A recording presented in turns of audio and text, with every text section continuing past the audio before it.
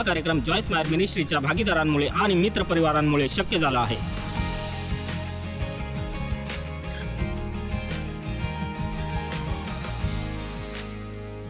ठीक आहे, आता ऐका. तुमचा देवावर विश्वास नसेल तर आयुष्यात गोंधळ उडू शकतो. देवावर विश्वास ठेवणं ही अद्भुत गोष्ट आहे आणि म्हणूनच मी त्या आध्यात्मिक अशा पुस्तकाची शिफारस केली, कारण ते फक्त मला म्हणजे बघा, देव नेहमीच म्हणजे आमच्या लग्नाच्या आधीपासूनच त्याचं देवाशी समृद्ध असं नातं होतं आणि ते छान झालं, नाही तर तो इतकी वर्ष टिकला नसता माझ्याबरोबर. आणि तो म्हणजे देवावर विश्वास ठेवणं सोपं वाटतं आणि माझ्यासाठी ते खूप कठीण होतं. आणि बघा, मला खात्री आहे की मी जशी मोठी झाले होते, म्हणजे बघा, मी अशी छोटी मुलगी नव्हते जिच्या वडिलांनी तिची खूप काळजी घेतली. एक सांगू, मी कालच कुणाला तरी म्हटलं की कोणी माझ्या मनापासून काळजी घेतली नाही. मी 12-13 वर्षाची असल्यापासून कामाला सुरुवात केली, कारण मला माझ्या वडिलांकडे कुठल्याच वस्तू मागायच्या नव्हत्या, कारण ते असे होते की कुठल्या ना कुठल्या मार्गाने मला त्यांनी जे दिलं त्याची किंमत मोजावी लागली असती आणि माझी काळजी घेणारं असं माझ्याकडे खरंच कोणी नव्हतं. आणि लोकांवर विश्वास ठेवायला शिकणं, देवावर विश्वास ठेवायला शिकणं माझ्यासाठी इतकं कठीण होतं. मी कशाबद्दल बोलते कळते का तुम्हाला? म्हणजे बघा, तुम्हाला स्वतःची काळजी घ्यावी लागते आणि या भावनेत अर्ध आयुष्य गेलं, त्यामुळे ते कठीण होतं. पण देवचं तसं नव्हतं. देव चिंता करत बसत नाही आणि तो प्रत्येक दिवस आयुष्य येईल तसा जगतो आणि त्याला म्हणजे तो एकही औषध घेत नाही, त्याचं काही बिघडलं नाही. आणि तुम्ही त्याला इथे पाहिलंय, आता 1 महिन्यानी तो 79 वर्षांचा होणार आहे. बघा,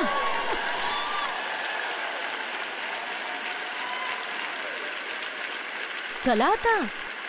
आणि बघा, अजूनही तो आमच्या लग्नात घातलेला कोट आणि पॅन्ट घालू शकतो. अहो, मी सुद्धा घालते. खरं तर मी आमच्या लग्नात होते त्यापेक्षा बारीक झाली उलट आता थोडी. पण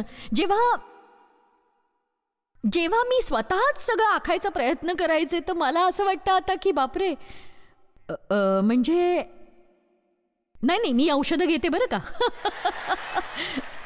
एक सांगू, तुम्ही फक्त देवा, त्यासाठी माझा तुझ्यावर विश्वास आहे, एवढंच जरी म्हणालात ना तरी खूप त्रास वाचेल तुमचा. अहो, म्हणजे जर तुम्हाला काय करायचंय हे कळत नसेल तर उगीच काही करायचं म्हणून करणं किंवा काहीतरी करायचा प्रयत्न करणं, त्यात वेळ आणि शक्ती वाया घालवणं. बायबलमध्ये देहाचं कार्य याविषयी बोललं गेलंय. आपली शक्ती ते करायचा प्रयत्न करण्यात वाया घालवणं जे फक्त देवच करू शकतो. आणि त्याला नाही वाटत आपण तसं करावं. त्याची इच्छा आहे आपण ते करावं ज्यासाठी तो आपल्याला मार्गदर्शन करतोय, ज्यासाठी तो आपल्याला पुढे नेतोय. देवाला आपण जे करायला हवंय ते करण्यासाठी देवाची आज्ञा पाळायला हवी आपण. पण कधी कधी देवाची इच्छा असते तुम्ही फक्त शांत राहा. धक्का बसला की नाही? बघा, तुम्ही तुमच्या मुलांना येशूवर जबरदस्तीने प्रेम करायला लावू शकाल काय? तुम्ही कुणालाही येशूवर प्रेम करायला लावू शकत नाही. तर ते करतील किंवा करणार नाहीत. तुम्ही त्यांना तुमच्या बोलण्यातून जिंकू शकणार नाही, पण तुम्ही त्यांना तुमच्या घरातला दैवी दृष्टिकोन सतत दाखवून जिंकू शकता. अगदी खात्रीने. तुमच्या आयुष्यात काही गोष्टी घडत असतील, तुम्हाला काहीच समजत नसेल. रोमकरास अध्याय 8 वचन 28, परंतु आपल्याला ठाऊक आहे की देवावर प्रीती करणाऱ्यांस, म्हणजे त्याच्या संकल्पाप्रमाणे बोलावलेल्यांस देवाच्या करणीने सर्व गोष्टी मिळून कल्याणकारक होतात. हे जरा नीट ऐका, कारण जर तुमचा यावर विश्वास आहे तर तुम्ही कितीही कठीण आणि केविलवाण्या परिस्थितीत असलात तरी त्यातून काहीतरी चांगलं नक्कीच घडेल. अगदीच काही नाही तरी ते पुन्हा करायचं नाही हे तर शिकाल तुम्ही त्यातून. आमेन. क्षणभर फक्त आपण केक बेकिंगचा विचार करूया. खूप वर्षांपूर्वी मी केक बेक केला होता. आता त्यातले सगळेच पदार्थ मला आठवतील की नाही माहीत नाही, पण मी खरं तर खूप छान केक करू शकते काही विचका न करता. आणि बघा, त्यातल्या एकाही पदार्थाला स्वतःची काहीही चव नव्हती. चमचाभर पीठ खायला आवडेल का तुम्हाला? नुसतंच सांगा मला. मला तर कच्चं अंडही आवडत नाही. तुम्हाला साखर आवडते म्हणून तुम्ही बसून चमच्याने कपभर साखर खाऊ शकता का? तुम्ही खाऊ शकाल, पण मी नाही खाऊ शकत बाबा एवढी साखर. तर बघा, त्यांच्या परीने ते सगळे एक एक पदार्थ आहेत. तुम्ही त्यांचं फार काही करू शकणार नाही, पण ते पदार्थ एकत्र जेव्हा येतात तेव्हा त्याचा स्वादिष्ट केक तयार होतो. एक सांगू का तुमच्यासाठी आनंदाची बातमी आहे? काही जणांना अजूनही 1-2 पदार्थ मिळणं बाकी आहे अहो.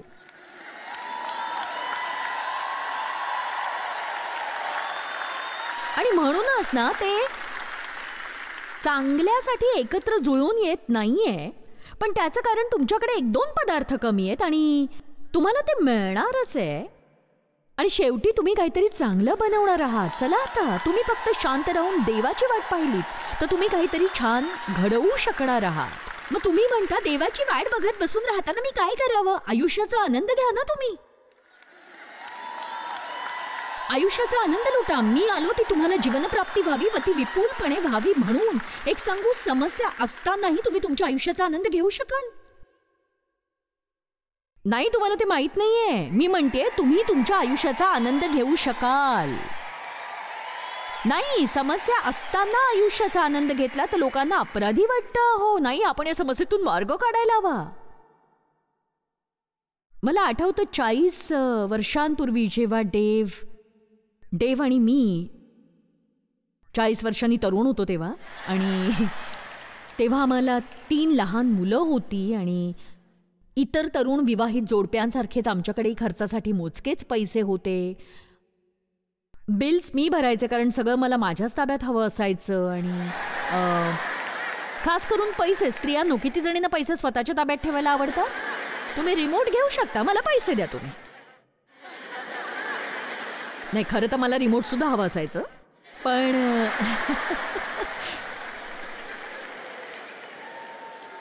देव किचनच्या बाजूच्या खोलीत मुलांबरोबर टीव्ही बघत आणि खेळत असायचा. आणि मला आठवतंय मुलं त्याच्या केसांमधून रोलर्स फिरवायचे आणि आमच्याकडे ना केसांचा एक ब्रश रोलर होता. आणि एक सांगू, मी माझ्या कोणत्याही मुलाला माझ्या केसांना कधी हात लावू दिलं नाही, त्याच्याशी खेळू दिलं नाही, अजिबात नाही. आणि देव त्यांना आपल्या अंगावर उड्या मारू द्यायचा आणि मी बाहेर किचन टेबलवर सगळी बिल्स पसरून बसायचे, कॅल्क्युलेटर घ्यायचे, बेरीज करायचे सगळी, पण हिशोब जुळायचाच नाही. पुरेसे पैसेच नसायचे. मी पुन्हा प्रयत्न करायचे तरी तो जुळायचा नाही. मग मी पुन्हा प्रयत्न करायचे तरी पुरेसे पैसे नसायचेच. मग मी देववर इतकी वैतागायचे कारण इथे आम्ही पै जुळवतोय आणि हा बिनधास्त अगदी बाजूच्या खोलीमध्ये त्या मुलांबरोबर उड्या मारतोय, खेळतोय, काय करतोय हा? चला आता, तुम्ही मला ओळखलं, तुम्हाला कळलंय मी कुठून आले ते. आणि मी त्याला म्हणायचे की तू असं लहान मुलांसारखं वागणं का थांबवत नाहीस? इथे येऊन जरा यातनं काहीतरी मार्ग काढशील का त्यापेक्षा? आणि तो मला म्हणायचा, मी काय करावं अशी तुझी इच्छा आहे? आपल्याकडे बिल्स आहेत, देव नेहमीच विश्वासनीय आहे, आपण दशांश देतो, आपण दान करतो, देव आपल्याला जे करायला सांगतो ते करतो, देव या सगळ्याची काळजी नक्कीच घेईल. तू यातून मार्ग काढायचा प्रयत्न सोड आणि इथे येऊन संध्याकाळचा आनंद घे ना जरा. नाही, मला नाहीच घ्यायचा आनंद. मला रसच नव्हता त्याच्यात, कारण आम्हाला समस्या होती ना.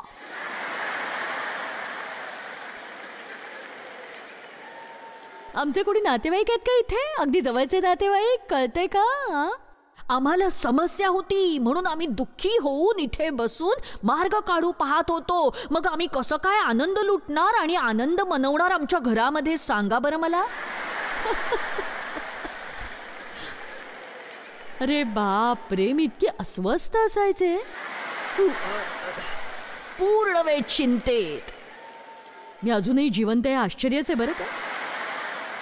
माझ्या सासूबाईंनी मला माझं पहिलं बायबल दिलं आणि ते छोटंसं पांढरं किंग जेम्स बायबल होतं आणि तिने त्याच्यासमोर एक वचन लिहिलं. मला वाटतं खूपच भविष्यसूचक. स्तोत्रसंहिता 37:5, आपला जीवितक्रम परमेश्वरावर सोपवून दे, त्याच्यावर भाव ठेव, म्हणजे तो तुझी कार्यसिद्धी करील. सगळ्यांसाठीच अद्भुत असं वचन आहे. तर्काचा काय फायदा होतो सांगा? आपण फक्त एक मिनिटभर ते आपल्यासाठी काय चांगलं करते याचा विचार करू. तुम्ही हे समजून घ्या. तुम्ही पुतळ्यासारखं बसून राहा किंवा कशातून काहीच मार्ग काढू नका असं मी म्हणत नाहीये. ते एवढंही ताणू नका की ज्यामुळे तुम्ही निराश व्हाल, गोंधळून जाल. बघा, कधी कधी तुम्ही एखाद्या गोष्टीचा जितका जास्त विचार करता तितकी परिस्थिती बिघडत जाते. तुम्ही एखादा निर्णय घेता आणि नंतर त्यावर पुन्हा एकदा विचार करता. नाही, कदाचित मी हे करायला हवं. मग पुन्हा थोडासा विचार करता आणि म्हणता की नाही, सुरुवातीला जे करणार होते तेच बरं होतं बहुतेक. मग तुम्ही अशा कुणाला तरी फोन करता ज्यांना त्यांचं स्वतःच आयुष्य कसं चालवायचं कळत नाही, आणि तुम्ही त्यांना विचारता की तुमच्या मते मी काय करू हो? चला आता. म्हणजे बघा, द्विधा मनस्थितीने तुम्ही दुःखी होता. एक निर्णय घ्या आणि काहीतरी करा त्या बाबतीत. आमेन. किती जण आता द्विधा मनस्थितीत आहात आणि तुम्हाला काहीतरी निर्णय घ्यायचा आहे आणि तुम्ही फक्त मागे पुढे मागे पुढे मागे पुढे मागे पुढे करताय. एक सांगू तुम्ही काय केलं पाहिजे ते? तुम्ही प्रार्थना करा. देवाने काहीतरी निश्चित असं दाखवलं तर कोणत्याही प्रकारे तेच करा, आणि त्याने नाही दाखवलं तर तुम्हाला जे योग्य वाटतंय ते करा. आणि जर ती गोष्ट योग्य नसेल तर फारच लवकर तुमच्या ते निश्चितच लक्षात येईल. बघा, आपली चूक होणं हा काही जगाचा अंत नाही. कधी कधी काय करायचं ते शोधण्याचा एकमेव मार्ग म्हणजे काय करायचं नाही याचा शोध घ्यायचा.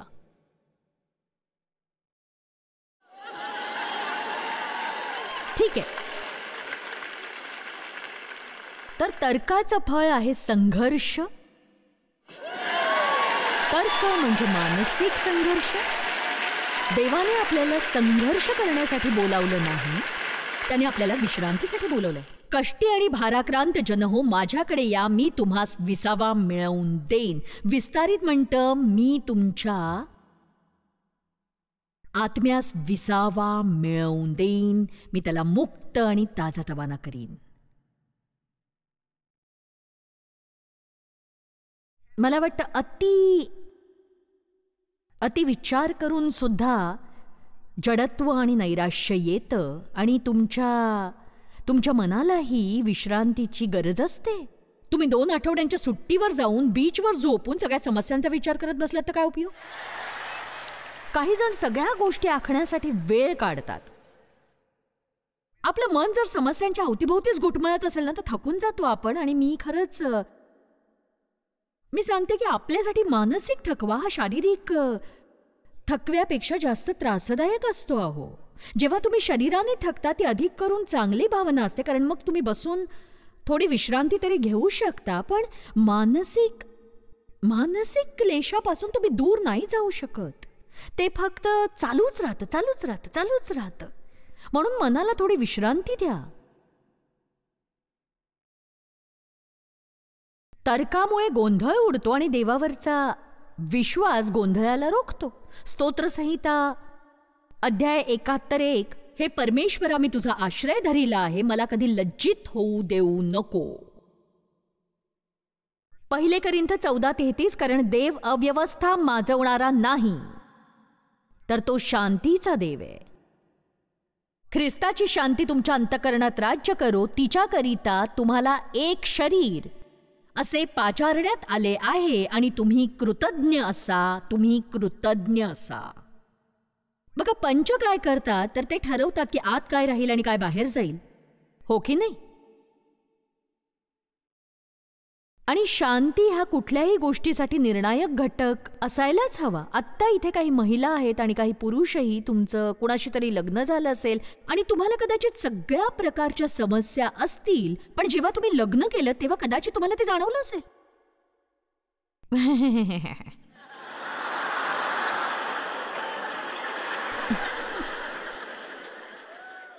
मी 18ची असताना एका मुलाशी लग्न केलं आणि कुणालाही मी नको होते असं मला वाटलं, म्हणून ज्या मुलाने पहिल्यांदा माझ्याकडे लक्ष दिलं मी त्याच्याशी लग्न केलं. आणि मी माझा 9व्या वर्षी नव्याने जन्म झाला, म्हणून माझं देवासोबत कुठल्याही प्रकारचं सक्रिय किंवा प्रत्यक्ष नातं नव्हतं, पण तरीही तो माझ्या आयुष्यात कार्य करण्याचा आणि माझ्या संरक्षणाचा प्रयत्न करत होता. आणि मला कळत होतं, खोलवर कुठेतरी जाणवलं होतं की या मुलाशी लग्न करून मी चूक करतेय.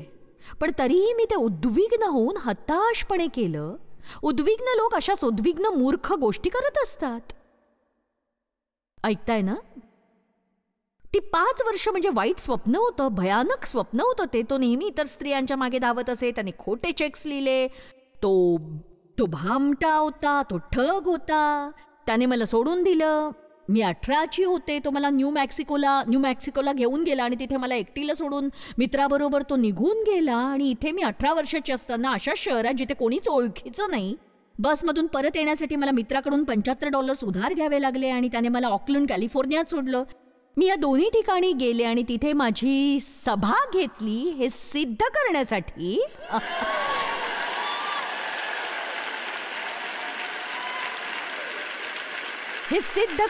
की सैतान माझं आयुष्य उद्ध्वस्त करण्यात यशस्वी झालेला नाही. हे सिद्ध करण्यासाठी की तुम्ही मूर्खासारखं वागला तरी त्याच्यावर मात करून त्यातून बाहेर येऊन मोठ्या गोष्टी करू शकता. ऐकलत का तुम्ही?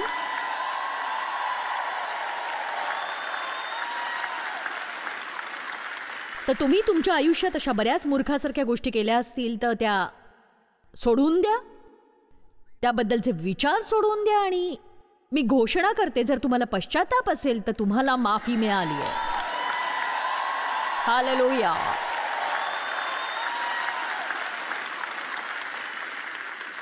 देव तुमच्या पापांसाठी क्षमाच करत नाही तर तो ती विसरतो आणि म्हणून देवाशी तुम्हाला त्याच्याबद्दल बोलायला लागणार नाही. तुम्ही तुमचा गोंधळ देवाला द्या, तो चमत्कार घडवेल.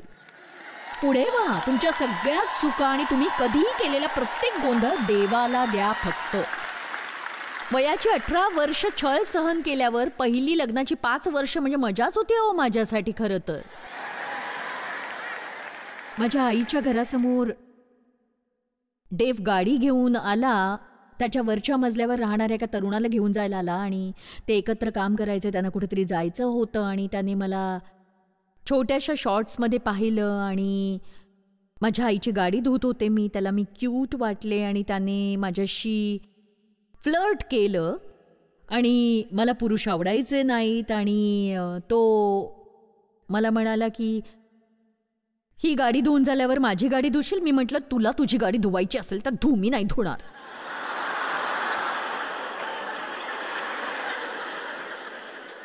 आणि तो म्हणाला की माझ्या मनात लगेच आलं की हीच योग्य मुलगी आहे माझ्यासाठी. तर एकतर तो देव होता, नाही तर मग देव त्यावेळी अगदी मूर्खासारखं वागला.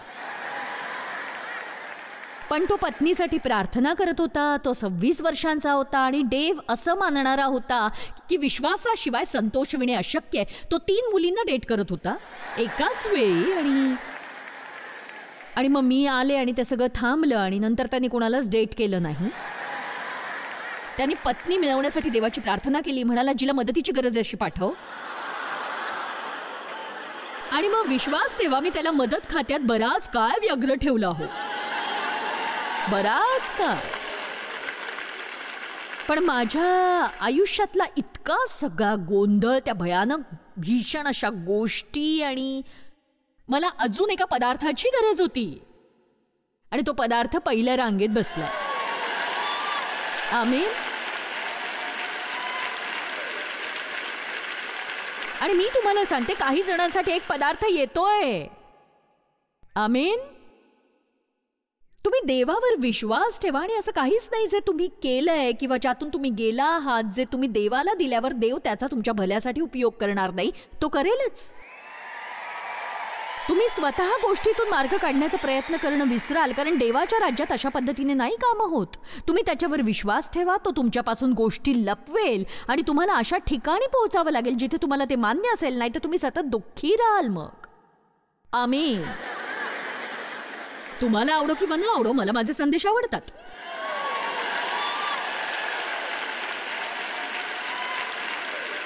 ख्रिस्ताची शांती तुमच्या अंतःकरणात राज्य करो, तिच्याकरिता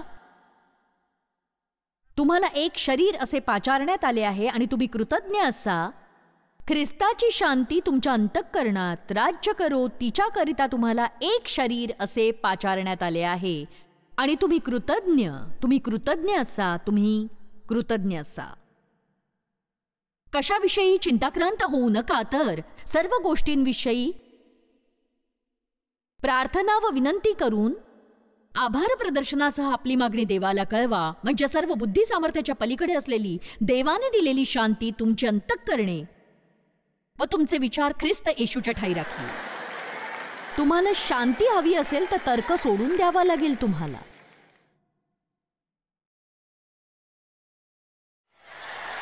इथे असे कोणी आहेत का जे फारच तर्काने विचार करतात? बोला काहीतरी. मला वाटतं मी हवेला उपदेश करते की काय?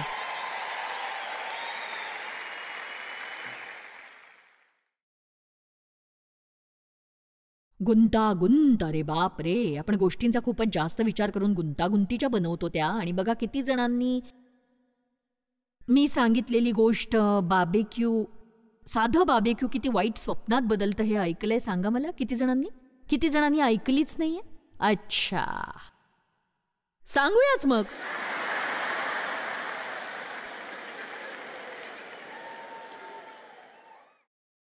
आम्ही तरुण असताना ज्या चर्चमध्ये जायचो तिथल्या सामाजिक समूहाचे आम्ही सभासद होतो. आणि मला आठवतंय की रविवारी चर्च नंतर मला ही छान कल्पना सुचली. आपण 3 जोडप्यांशी बोलत होते मी. तुम्ही सगळे पुढच्या रविवारी चर्च नंतर घरी काय येत नाही आमच्या? आपण मस्त हॉटडॉग्स ग्रिल करू, अंगणात काहीतरी खेळू किंवा एकमेकांच्या सोबतीने छान वेळ घालवू. वा, हे छान वाटतंय, आम्ही नक्की येऊ. तर अशी 3 जोडप्यांची पार्टी ठरली. तर अशी छान मस्त पार्टी आणि काही हॅमबर्गर्स, काही हॉटडॉग्स, पोटॅटो चिप्स, पोर्क आणि बीन्स, मस्त बेत जमला. पण मंगळवारपर्यंत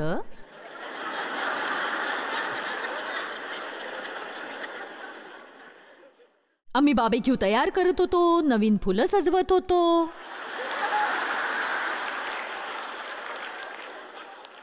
मी त्या सगळ्या लोकांचा विचार करत होते की मी पार्टी दिली आणि त्यांना आमंत्रण दिलं नाही, त्यांना कळलं तर त्यांना वाईट वाटेल. आणि मग जवळपास ती 10 जोडपी झाली. आणि मग हॉटडॉग्स फारसे बरे वाटणार नाहीत म्हणून मला काही दुसरं आणायला लागलं जे मला परवडणारं नव्हतं. मग पोटॅटो चिप्स नाही तर सलाड बनवायला लागलं. मग मला दिवसभर कामच करावं लागलं. दिवसभर काम केल्याचा राग मी डेव्हवर काढला. चला, मी कशाबद्दल बोलते कळतंय ना तुम्हाला? आणि म्हणजे बघा, लोक येईपर्यंत मी त्यांच्यावरच वैतागले होते. हो, मला ते घरी नकोच होते. तुम्ही का आलात माझ्या घरी? कारण आता मी तुमचा सगळा पसारा साफ करणार, तुमची वाट बघणार आणि तुम्ही मात्र मस्त मज्जा करणार माझ्या घरी. आता मी तुम्हाला विचारते की यात कुणाची चूक आहे सांगा? मला म्हणायचं की साधा बार्बेक्यू शांततेत झाला असता, म्हणजे सगळं छान शांततेत पार पडलं असतं. पण त्याचं वाईट स्वप्नात रूपांतर झालं. चला, अशा किती गोष्टींचं तुम्ही वाईट स्वप्नात रूपांतर करता सांगा?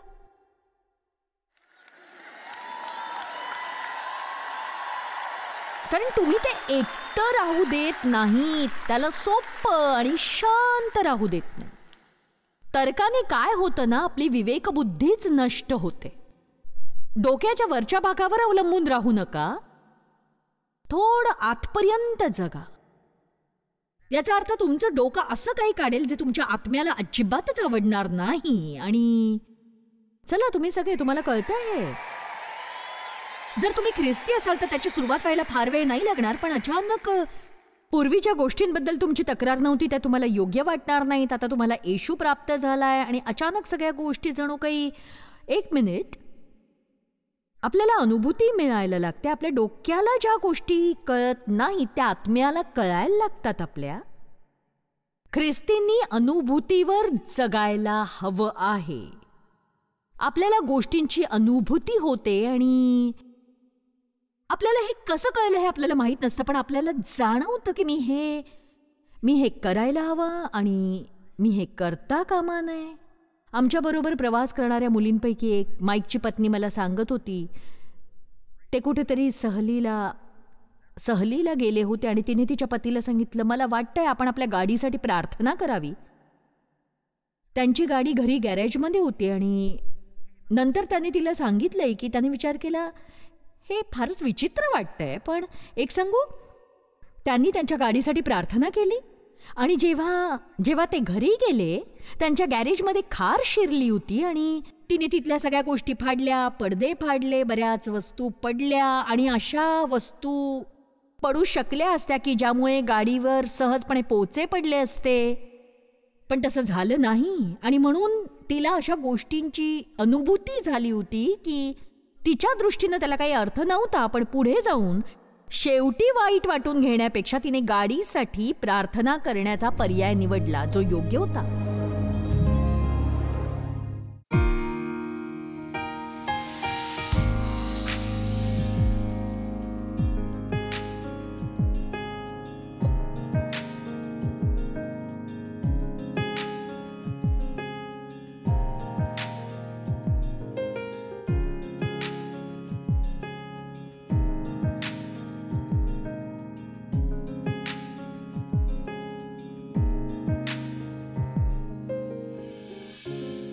हा कार्यक्रम जॉयस मायर मिनिस्ट्रीच्या भागीदारांमुळे आणि मित्रपरिवारांमुळे शक्य झाला आहे.